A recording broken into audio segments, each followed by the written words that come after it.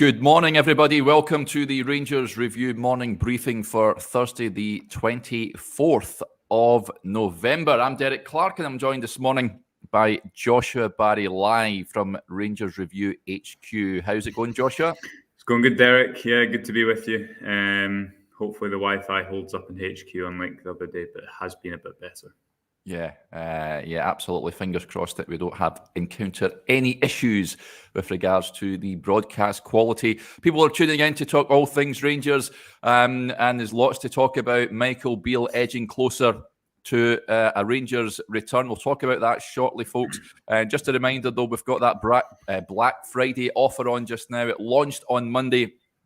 The take-up has been absolutely fantastic. You get 6 months of content on the website for a solitary £1. It is an absolutely sensational offer we've got on just now. Just head over to rangersreview.co.uk/subscribe for all the details. You're getting plenty of content on there. Lots to do with the Rangers managerial hunt. And we'll talk about that now, Joshua. Yes. Let's discuss that. News last night emerged that Michael Beale was on the brink of an Ibrox return. Chris Jack wrote the piece, and he said that the former Ibrox coach emerged as the leading candidate to land the top job earlier this week. And the Herald and Time Sport understands Beale is now on the brink of completing a move back to Glasgow. Of course, he was part of Steven Gerrard's Backroom staff that won the historic 55th Premiership title 2 seasons ago, and then followed Gerrard down to Aston Villa before being appointed as his own man at QPR in the summer. He had a great start to life at Loftus Road. It led to a job offer from Wolves in the Premier League, but he decided to stick around. Has encountered a bit of a turbulent last few matches. Only one win, in fact, winless in 5, I think it is, if I'm not mistaken. The team have slipped down the table somewhat. However, there was that emotional tie, of course. Rangers looking for a new manager after dismissing Giovanni van Bronckhorst. And I think from the off, Joshua, he was the one name that was up there as the favourite. And it now looks like he is going to be the 18th manager of Rangers. What's your views to that one? Yeah, well, as you say, looks like he's now the front runner, Derek. We've obviously spoken the last few days about how there hasn't been a clear, obvious favourite in the way that Van Bronckhorst seemed to unite a lot of people last year around this time. I think, Beale, you've almost got to take the conversation in two separate parts, because the job he's done at QPR has been really good. I know they lost 5 games on the bounce, but with the resources he's working with... Winless in 5, Joshua. Winless in 5. I think there's a couple of draws in there, but they're winless in 5. Winless in 5, but that run came after, obviously, the Wolves. He turned down the Wolves job. But the resources that QPR have, I think, comparatively to the rest of the Championship, what he's done with them, the attention he attracted from the Premier League was there for a reason. You know, Beale's reputation was so high as a coach in Scotland, again, for a reason. Everyone's heard all the superlatives about what he's like on the training pitch. Everyone knows about the responsibility he was given by Steven Gerrard. So I don't think there's any question that, you know, if Michael Beale is Rangers' next manager, which is looking increasingly likely, that he'll be able to improve them domestically, that he'll make them into a well-coached team who can play entertaining football to watch. But there is obviously the other side to it, which is if he didn't have those Rangers connections, would he be in the reckoning? He's only managed, just over 20 games as a first-team manager. Is he ready? Yeah. So there's a lot of things, I think, to take into consideration here, and it's been interesting to see the reaction, because I think you have some people that are fully on board the Beale train. Obviously, he was very, very popular when he was here under Steven Gerrard. I think there's other people that will justifiably say, is it the best that Rangers can get? And I wrote a newsletter yesterday saying that Rangers, they can't narrow down who can be the next Rangers manager. They can't limit it based on having to have a certain connection. In my opinion, it's all about who people think should be the next manager, whether they think it needs to be someone with ties to the club, whether they think it needs to be someone who has connections with Scottish football. What you would say about Beale is he knows what it's like to go to all these grounds and pick up points. He knows how to break teams down in the Scottish Premiership. The football that Rangers produced in that season over the course of it was fantastic, and that shouldn't be forgotten. I think people would take that back in a heartbeat, but there's always the risk. Is the step in trying to take a step forward, is it wise to go back into the past? Is this an opportunity to take a break from the last 4 years, and they aren't, taking the opportunity to do so, particularly when so many of these players will be out of contract next summer. So it's fascinating if it is going to be Beale because of the context of the season, and just this time last year he was leaving, as you say, with Gerrard to go down south. But at the moment, as you say, Derek, according to reports, it does look likely that he is the front runner. Yes, lots of comments come in. We'll get to a good few of them, folks. It's fair to say it's not a unanimous decision. As with every managerial appointment, there is pros and cons. Colin Meekin says it's a shocking, lazy decision. He's not on board the Beale train. Other points coming in as well. Andrew Webster says, do we know if they spoke to anyone else? I believe that they have done, Andrew. I'm led to believe Stuart Robertson and Ross Wilson were down in London. And that's where they interviewed Giovanni Van Bronckhorst before he was appointed as Rangers manager. I know names linked where the likes of Sean Dyche, who's looking for work after being dismissed by Burnley last season.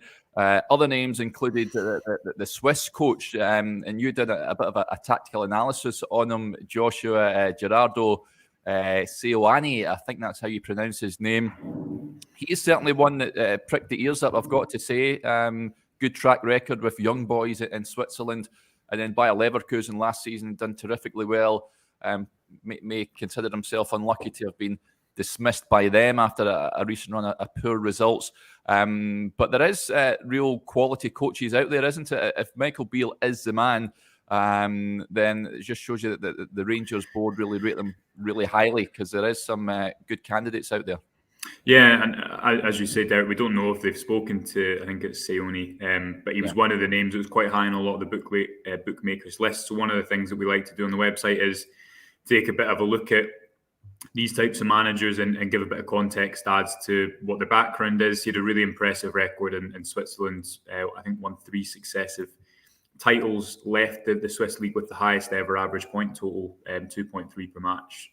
So won a lot of games, and then went and took Bayer Leverkusen to third. Was sacked this season after a poor start, but someone I watched just a bit of his teams yesterday. Obviously a really impressive coach to go into a top 5 league after kind of dominating domestically, tick those types of boxes. But as I say, that could just be rumours. The fact that he's out of contract, and obviously he followed Rangers on Instagram, which in this day and age, Derek, is obviously, of course, seen as a big indicator, even though it's probably not. Just to go back on the conversation of experience that Beale has, because I think it's an interesting topic. When Gerrard came into Rangers, he didn't have any first-team experience of management. He'd worked with the Liverpool under-18s. We know that for a while. He'd spent a lot of time trying to build his backroom team. And although Beale hasn't been the manager, he has, I guess, worked in these first-team environments for a long time, and he has had more responsibility than most first-team coaches would have had. Now, there is a lot more to it than being a first-team coach. I think it's easy to almost be a first-team coach. Not easy, but it's easier because you can be the popular guy when it's going well. When things are going badly, it's a manager that takes the responsibility and takes the flak. But what I'm trying to say is it's not as if Beale is the man that comes in. It's not as if he's going to come in and it's going to be his first time taking up. He's only been taking first-team training sessions for a few months at QPR. That's not the situation. When we spoke to him in the summer, he really emphasised the point that he'd felt overcooked as an assistant. He felt over-ready, and obviously he's also worked in Brazil, amongst another of other countries, and has been coaching for 25 years, or 22 years or something. So I can see the positives to it, Derek. I can see why people would think, is this the best option just now?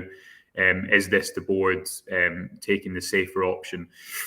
I can also see the appeal for Beale. So as with all these things, again, this time last year, Van Bronckhorst definitely seemed like the right possibility and the right choice, and he didn't turn out to be. So the proof will be in if Rangers, I guess, go and start winning football matches. But whatever decision is made, it's such a huge decision because of the short-term impact, but also because of the rebuild job next summer, in amongst other things. Yeah, absolutely. Andrew Webster says, surely it's a Beale bus, not the Beale train. Good point there, Andrew. Question coming in here from Keith Drummond. Morning, Keith. Morning, guys. Would love for us to go in a new direction instead of what feels like a step backwards. Fingers crossed it works out. I've heard a number of supporters saying that, Joshua, that they would have liked a fresh approach, not someone who's been at the club before and recently as well. You can understand that side of things. I think that the plus side, you touched on it, he does know the players. The thing I would pose a question would be how many of those players can recapture the form that they played under Michael Beale and Steven Gerrard. I think a good few of them need moved on. I think they're past their peak, and I think, there won't be too many supporters who would disagree that the squad needs a real proper overhaul, doesn't it? Michael Beale, he's only had, he's done a good bit of business in the summer transfer window for QPR. I think they were all pretty much Bosmans and free transfers he brought in to there. But he's certainly got no real pedigree in terms of going out and buying players. But again, Ross Wilson, it'll be up to him to identify them, and Michael Beale will need to sign off on them. Yeah, well, I think as there's been a real topic of conversation in the ever since the summer, really, the recruitment process at Rangers, which is, as I think Van Bronckhorst outlined repeatedly, it's almost a group decision. The scouting team will put players to them. I think Van Bronckhorst said they have a list and they work through that. So I imagine that some managers maybe would want to have more input than others. We know that Van Bronckhorst was quite comfortable working under the director of football model or the sporting director model. But it's a good point with the going back to go forwards. For me, the answer is definitely not to just go back to what Rangers were doing at this time last season before Van Bronckhorst came in, because I don't think that was working brilliantly. We spoke a lot around that time, Derek, about the fact that Rangers were becoming a bit predictable. They needed to Gerrard. I feel like I've made this point 100 times in the Rangers review, but it's about a year ago now, so we'll refresh it. But you remember Gerrard in pre-season saying we need more variation. Basically, we need to do something different. I need to be able to effectively surprise managers so they don't know what we're going to do, and that never really occurred. And Beale said in that BT Sport podcast recently, look, we were evolving subtly, and that was going to occur if we'd been there longer. He made those quite defiant comments about the fact that he thought Rangers would effectively definitely win the league, made a point of their old firm record, etc., etc. Now, when I included that in a piece, I said, of course he's going to say that because he's on one side of it. Rangers did beat Motherwell, I think it was 6-1, and then Ross County 4-2 in two of the final games before they left. So it did seem to be in a bit of an upward trend after dropping points at home to Hearts, Motherwell and Aberdeen as well. But the answer for me, and I'd be surprised if many people think this is the answer, is not to go back to that exact same shape, put the players back, a midfield of Jack, Kamara and Davies, Scott Arfield right inside forward. I don't think that's the option at all. Beale, I've not watched too much of his QPR team. I know he has a rough, similar shape without the ball. He'll maybe have the same guiding principles with how the fullbacks play, etc., etc. But he wasn't out on his own last time. Gerrard was ultimately the decision maker, so maybe he would have introduced more variation had Gerrard had he been the top man then, which it looks increasingly like he will be. But certainly for me, the answer is not to go back to that exact same shape, because Rangers need to evolve. And if they are going to go back to Beale to take them forward, I think that needs to come with obviously new players in January and in the summer, but also kind of an evolved way of playing, which in my opinion didn't really happen last season at the start when it needed to after winning that league title. Yeah, let's get to a few more of the comments coming in. Origami Dinosaur says, love this name. I'm curious to hear who else will be coming with him if it happens. That's an interesting one in terms of the backroom staff. It leads on to this point from Dave Fulton. Hi, Dave. I read this morning that Dave Voss, Roy Mackay et al. Are still in the club books, even though the players aren't back until next week. Yeah, contact the club. And at the moment, it remains to be seen what's going to happen with the backroom staff. The likelihood is that they're going to be dismissed alongside Giovanni Van Bronckhorst. I'd imagine there'll be contractual discussions taking place with regards to that. But I'd imagine Michael Beale will be coming in and bringing in his own backroom staff. Billy McHugh says, I hope he brings Tom Culshaw with him. So do I, Billy. I think I've said this on record. Let's sort the set pieces out, please, pronto. So I agree. I'm agree all with for that. Yep. If Tom Culshaw comes back, that would be absolutely terrific. And Scott's Wilder gets in touch. Hi, buddy. Who would Beale appointed for his number 2? Says Kevin Thompson, Gary McAllister, Davy Martindale. I've seen him. A few supporters wanting Davy Martindale part of the backroom staff. Joshua, I've got to say, I'm a big fan of his. Love the work that he's doing at Livingston. It is utterly incredible. Deservedly named Manager of the Month for the last month as well. As part of the backroom staff, I wouldn't be opposed to that. Yeah, well, do Rangers need to fix set pieces, please? That was yeah. I mean, we wrote about it over the weekend, and I think the stat was that their goals per 90 from corners, it was 0.4 goals per 90 from corners. So almost a goal every 2 games from corners has dropped to about 0.2 this season, and posing less of a threat as well. You can go and read that on the website under the tactics section, because I know some people get bored if I mention any numbers on this video. Just while you're talking about that, Derek, as well, we've seen some comments coming in about Dyche and would he be the right manager? I mean, the newsletter that I wrote yesterday included a bit of conversation about Dyche, because he's obviously been kind of right up there at the top of the bookmakers lists as well. I just wanted to read you some quotes that he said, just talking about suitability for the Rangers manager. His Burnley team, and I think we've spoken about this already, I think it's unfair that he's more known for the style of play than the fact he kept them afloat for so long, because that was a very difficult thing to do. But the question is, would it be right to hand him this Rangers job where it's the big task domestically is to play football that can create and then score goals, when the job he would be getting it off the back of that wasn't the task? It's not to say necessarily he can't do it, but again, what's the evidence for that? And he said it was the Athletic Football podcast, he said, when asked about his playing style, you want to play effectively. I see too many teams playing non-effective football these days. I'd asked the club what they have to play the right way, in quotations, and he said that with a bit of irony in his voice. Do we roll it out 6 yards along the back, have 4,000 passes and score the goal? If you have the players to do that, I have no problem with that whatsoever. If you have a more highly technical group, you'll play more highly technical football. That's just common sense and logic. At Burnley, we wanted to play. We just had to do it in a way that won football matches. And what I think that tells you, Derek, is he's not someone who is going to be, I think, completely resigned to having to play one way. I don't think he's some footballing dinosaur who only views it in one way. He made the point in that podcast that he came through at Nottingham Forest under Brian Clough, so he's had a good exposure to kind of football being ahead of the trend throughout his life. But is he going to be the person to come and coach that football and bring that football to Ibrox when he's not necessarily done that at Burnley? I don't know. So suitability wise, we know that Beale can coach that. We know Beale can coach a team that can win the league title. It can be hard to beat, as well as playing attractive football. But again, to go back to that key point, if they're going to go forwards, it can't just be a remake of last season. For me, too many decisions have been, look at this summer.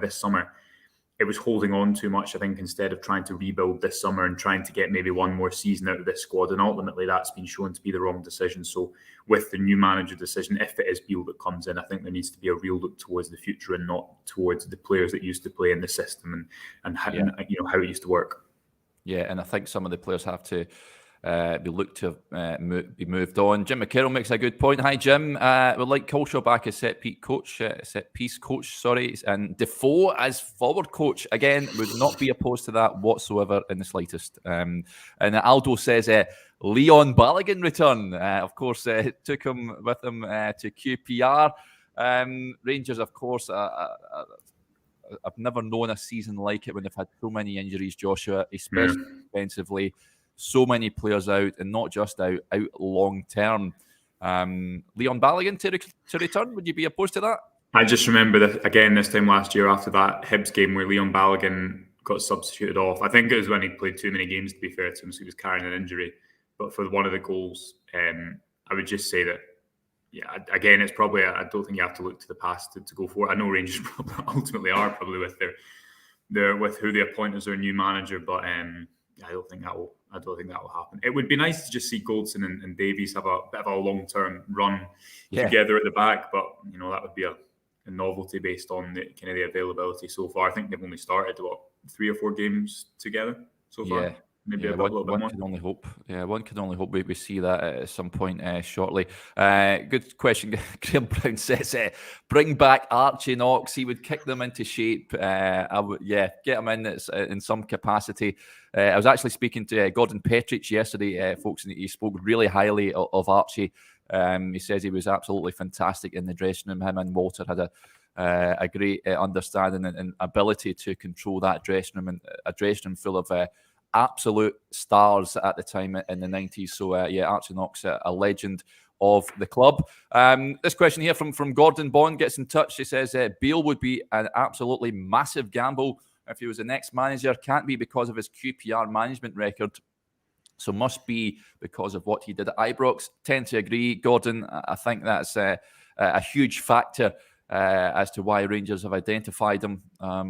Although his record at QPR, it's not as if they're struggling at the bottom end of the table. He had that great start, of course.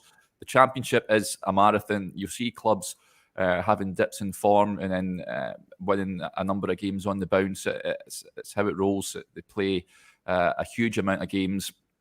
Struggling at the moment, and listen, he'll need to hit the ground running, Joshua. That's the thing.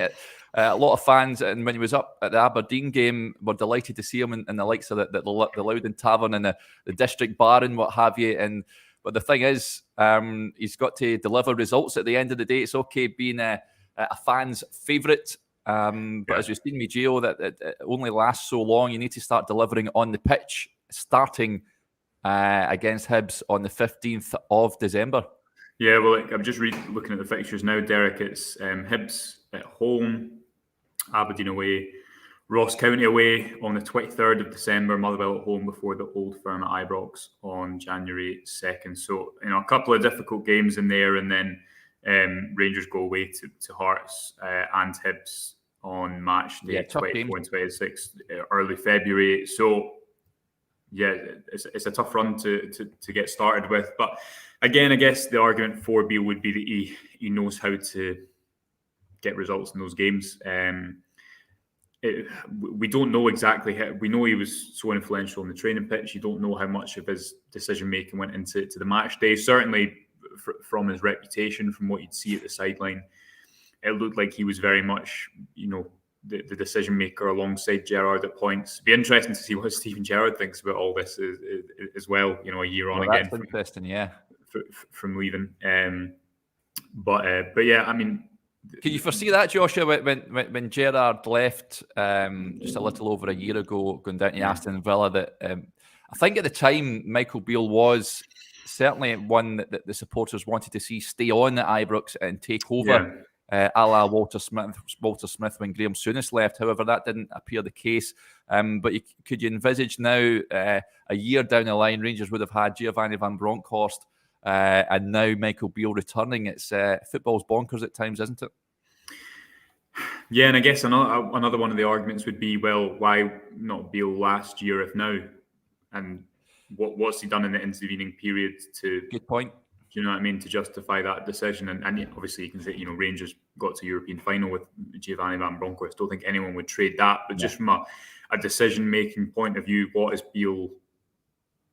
again, it can't be necessarily the QPR job, because although he's done a good job, I don't think he gets the Rangers job off the back of what he's done to this point. If he goes and gets promoted at the end of the season, maybe so. But this is why it's so interesting. And definitely, I saw him maybe coming back at some stage. He always kind of made the right noises about it. I didn't see it being a year down the line. So obviously he's a front runner. It's not 100% confirmed, but it looks at the moment like he will be the man to succeed Giovanni van Bronckhorst. And if it goes well, and then I think it will be seen as a smart decision, the right decision. If it doesn't go well, then I think it will have been obviously not seen as that whatsoever, because if it doesn't go well, people will say, well, the club should have looked out with the realms of what was close by and shouldn't have looked back to the past. So as always in football, there I think results will dictate what happens. Yeah, absolutely. And good to see ex-Ranger Aaron Ramsey getting in touch with the programme and watching us all the way from Qatar. He says, this is a massive decision for the board. Can't afford any more mistakes. You said it, Aaron, and good luck with Wales over there in the World Cup. Lots of talk about discussing the backroom staff and what have you, and whether Michael Beale can get the best out of the likes of Ryan Kent. Alfredo Morelos is another one, Joshua, that has been so out of form this season that defies belief. Glenn Kamara, of course, although I think he is one of the players I would tag under the bracket of having to move on. I think I'm not entirely sure Rangers and a Michael Beale arrival will be able to get the best out of him. I may be wrong, and I hope I am wrong, but certainly it needs a refresh in January. I don't think anyone would deny that at the moment, at this moment in time. So listen, it's a huge job for him. Actually, Clint Hill, former Rangers player, has backed him to be a success if he takes the job. He said Michael Beale has done very well at QPR in the short time that he's been there as the manager. He lost a few players through injury, but the first team he's put together can all compete very well. Like every other club in that division, the strength and depth of your squad will ultimately determine where you end up in the league. Beale's done a very reasonable job there, and if you're a QPR fan, you'll be gutted if he does go. Clint speaks very well. Now it's Stockport County, I believe, if I'm not mistaken. Discussing Michael Beale. Listen, it's going to be an interesting. I guess another interesting angle, Derek, is what does it mean for the players at the moment? You know, Cholak. Look at how Beale used, again, Gerrard and Beale, let's say, used Morelos in that deep line role. Cholak plays that role completely differently. How does that fit in? John Lundstram, I don't think, looked good in the kind of structured midfield system that was in place last year. Everyone remembers that game of defeat against Dundee United away from home, and I think how much he struggled in that right-sided role at the start. He might be different now that he's bedded in for a year, but how will it suit him? What will it mean at fullback? Will it mean a return to lots of crosses? I hope not, because I'd like to see Ridvan Yilmaz play some more games. So there's just loads of fascinating angles on it, and whether Beale would come back in and look at the squad and be like, well, what is it suited to at the moment? Because I certainly think it'd be very different on and off the ball from what Van Bronckhorst was trying to do. Yeah, absolutely. A couple more comments coming in. Scott's Wilder says, what do you think the remit is for this season? Close the gap and win a cup or cups? Tend to agree, I think, Joshua. I think I've said on record that the league for me, now I know there's 3 Old Firm games left. I think when you go into that conversation, then you really are up against it. I think as long as Rangers are able to show improvement on recent performances, close the gap and add silverware in terms of the Scottish and League Cups. I want both. I think Rangers are more than capable of delivering both. I think that should be the aim from here until the end of the season. Would you agree with that? And looking ahead to the future as well, I'd like to see more young players featuring for the first team. I'm talking Alex Lowry, Charlie McCann. Yeah. I'd like to see a succession plan in place for looking ahead to the next campaign. Yeah, and I think a lot of that will have to kind of be done in the window. You also think of what it means for someone like Ravi Matondo, who hasn't started well at all at Rangers, but was brought in for money, and he's a player that kind of suits playing out wide. So if Beale was to play 2 number 10, I don't see him fitting into that system. Obviously, we've already spoken about kind of Cholak and Lundstram. Could see it suiting Tillman, playing it as one of those 2 number 10s with a little bit, I guess, less exposure if Rangers are, Beale's team and Gerrard's team played really tight, compact around the ball and pressed more. I don't know if anyone was watching the Canada and who were they playing? Belgium game last night, but a little bit more akin to the way that they pressed towards the ball as opposed to Van Bronckhorst too. Sometimes it was a bit of a hybrid pressing system, but often went man for man as well, which, although Rangers weren't defensively, they didn't concede loads and loads of goals. They did concede 5 more than their expected goals against this season. But again, you can read about that in the tactics section. I won't bore everyone on here. I think it left them looking quite open at times. You remember Beale and Gerrard's team, what they were so good at was keeping the pitch small and keeping the pressure on opponents and being able to hem them in, which obviously helps break them down because you don't have that break of getting up the pitch. I don't think Van Bronckhorst football was quite as successful in doing that domestically, which is a small detail, but I think that's so important in modern football to how a team looks off the ball. And too often at Ibrox, I remember the St Johnstone game, the 4-0 win over St Johnstone, and they actually had a chance at 0-0. This is quite inconsequential because it didn't happen. But it was just a few of those games in a row where you were thinking the pressure off the ball isn't great here.